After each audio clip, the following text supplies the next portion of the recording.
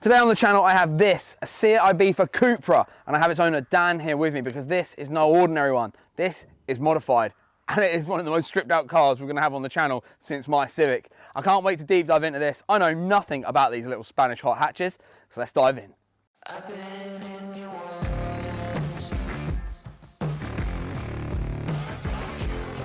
So I just need to tell the people of YouTube, we just filmed all of that and I wasn't filming it. I forgot to hit record. Hanging around with Josh from Drift Games too much, don't worry. So Dan, welcome to the channel. And I appreciate you being here, man. I know we've already done this, so I do apologise. But we need to talk about your car. Yeah. Hot hatch from Spain. Yep. Started life with 150 horsepower. So yeah. First off, for anybody like me that doesn't really know much about these, can you fill us in? What are these? What are they? So they're a 180 20 valve. Yeah, 5-speed box. They don't come with like an LSD or anything fancy like that. They're they're just good fun. Handles really well. And they're part of the VAG group, the Volkswagen Audi group. Yeah, it's pretty much all Volkswagen under there.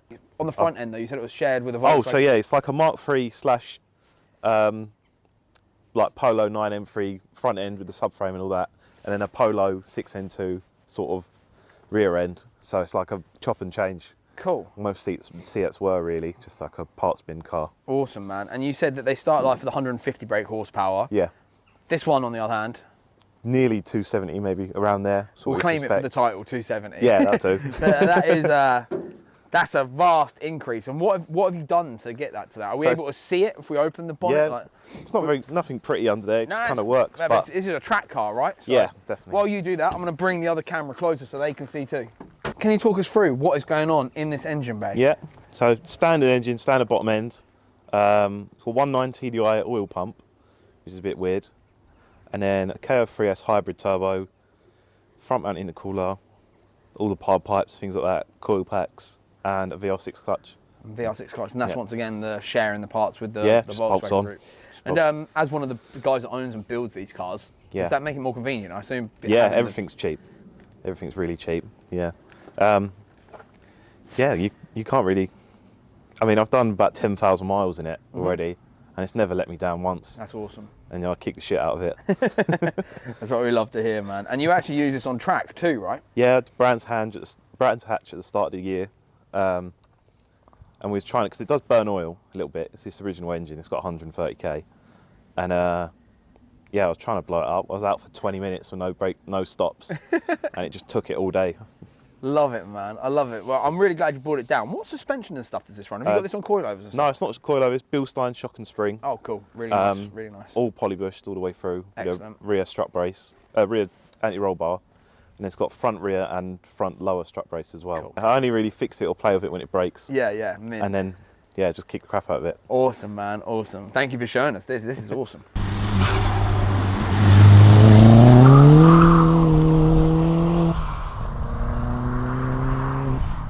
The side profile of this car is so noughties. Does that make sense? It's so 2000s. I love it. Now, you told me an interesting fact about these wheels, and they're 8J wide. Yeah, 16 by 8 plus 20 offset. Yeah, swallows it right up. 205 40 16 tyres. That is amazing. And they look great. I love the white and on the yellow, man. I think it looks so cool. And what tyres do you choose to run on it? Eagle F1s? How did you find them? They're not bad. Yeah? They've got to get them a little bit hot. And the rear's just got part ones that like to go down when you want. Okay.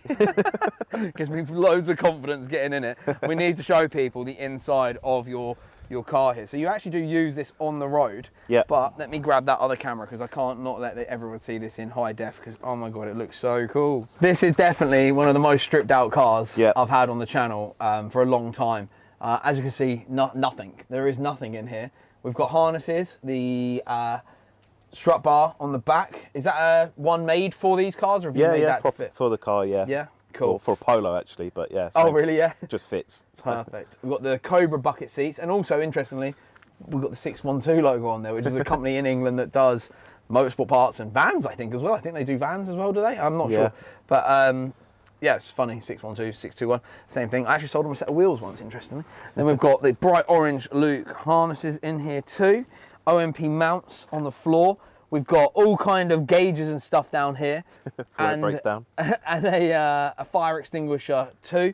like you said, this is a track car, right? Yeah, So yeah, the fire extinguisher's plumbed in. Perfect. So it's one in the engine bay, one there on the dash, that little blue nozzle. Just there. Never had to test it yet. Well, I hope you never do. Is that a kill switch as well you've got down here? No, that's for the fire extinguisher. Oh, this red one is Yeah. it? Cool.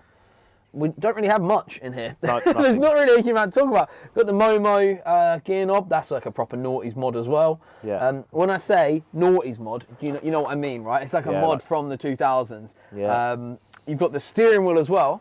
Wrapped in electrical tape because the suede went to crap. Oh goodness me! How is that to hold in the? It's all right. It's not the best, but trying to find it's a 310mm.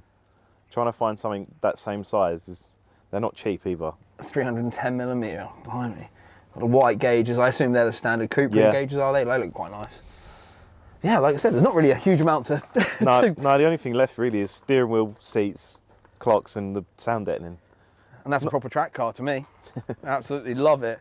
No door cards. We've just got the pull on here. Does still have electric windows though. It does, yeah. Oh yes, you got the switches just there. Leave comments down below. Do you think this car would be comfortable to do a big road trip in? I would say no. No. But leave some comments down below. Bright yellow as well. It's absolutely gnarly. Oh, I love it so much, man. I love it. And one of my favourite little views as we come around the back here. So the rear end, once again, it's that naughty style. Yeah. Flat back rear end on these cars. It's very, very cool because it's such a unique thing. In fact, you know what they kind of remind me of? The Alfa Romeo styling. Yeah. That sort of generation of modifying. It was really, really cool. Like you've just said in between, there's not a huge amount to talk about with this. No. This is really a driver's car. Yeah. So I think it's probably best that we put the GoPros in and the new DJI little in-car camera and go for a little drive and have a chat about it. Oh, yeah, so, it's good fun. Cool, let's do that, man. Before we do go though, is it standard exhaust or have you got? No, it's 3-inch straight through to a Miltech back box. Okay, so it's gonna be loud. No, it's not bad. Is it it's not? really No? quiet. That back box does a lot for it. Cool. Cool. And I've got an exhaust leak as well. Oh, brilliant. Okay, we'll have a window open. Yeah. Cool, man. Let's do it. Right, so we're in. We're in here. I tell you what, man, this is giving me pure vibes of my Civic with how stripped out this thing is. So, what made you go for one of these, if you don't mind me asking? I've always wanted one. I had two Mark II GTIs, but they only come with a NA 8-valve engine. And yeah, there used to be one of these about. It was like 400 horsepower. Right. And it was ridiculous, and I always wanted one. That's and then cool. one come up for sale after I'd sold a few cars, so I grabbed it. No, I don't blame you at all, man. There's definitely a little personality about this thing. So yeah, the only other hot Seat I've ever been in is Bocca's Seat Cupra. And that thing surprised me when he let me have a go on that. They're pretty much the same car, just this is smaller. Yeah, it really surprised me. It was very, very powerful. I loved the power delivery, but it was just a car I had no experience with. Yeah. So I think it's great. Are they quite cheap to modify as well? Like, have you done all of the stuff to this? I haven't done everything. No. It was It's had a lot of owners, and most of them were just chavs that were right. Like, they had a launch control pop and bang map when I bought it, and it just shoot flames out the back to the point where it had a misfire every other week. Right. Had the wrong coil packs in 2 of the cylinders, little things like that. Yeah, so I've just been sorting it out and getting things done. But I do want a little bit more power. Yeah. Because I'm getting used to it now. Cool. And you said it's 270 horsepower. How do you think this chassis handles 270 horsepower, yeah? Yeah, really well.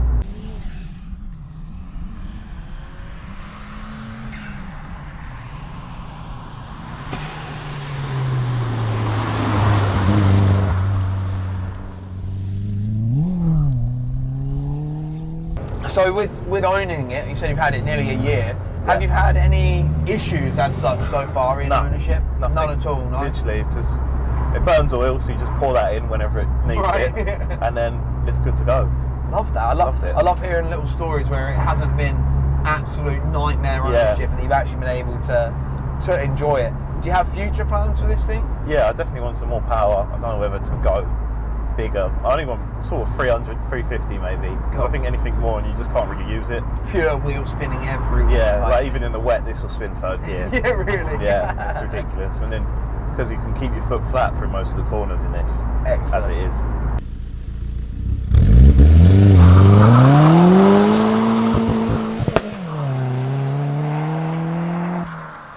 That's awesome, man. And do you plan on doing more track stuff with it? Definitely, yeah. Yeah, my first track day in it was Brands Hatch. Yep. that was terrifying. Right. But yeah, it was good fun. Have you done any other since? No, I've done a drift day. In this? No, many moons. No, I had a 2.8 compact many moons ago, and that was good fun. Yeah. That was only Santa Pod. Yeah, So still a good place. I do love the old Santa Pod.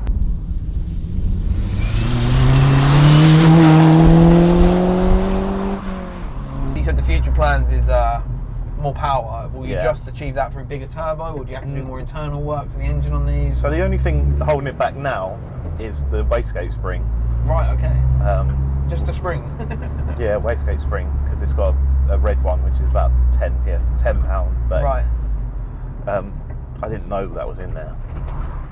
But yeah, to anything more, you'd probably want to do the rods, otherwise I'll probably break it. Yeah. But I've got another engine that I was going to build for it, for when this eventually goes wrong. Cool. So you're prepared? Yeah. I was going to pull it apart this summer, but because it works, there's no point. Yeah, for sure. And if it ain't breaking, don't fix it, as they say, right? I think as well, obviously I'm in the world of car modifying and modifying ownership, I kind of got to that point where I'm like, well, the car is still working. I'm not fixing it I'm not doing anything for now until it breaks. So I do definitely get that ethos for sure, man. And this engine's definitely got some good juju in it, because it should have blown up by now. The oil lights come on so many times. I love that.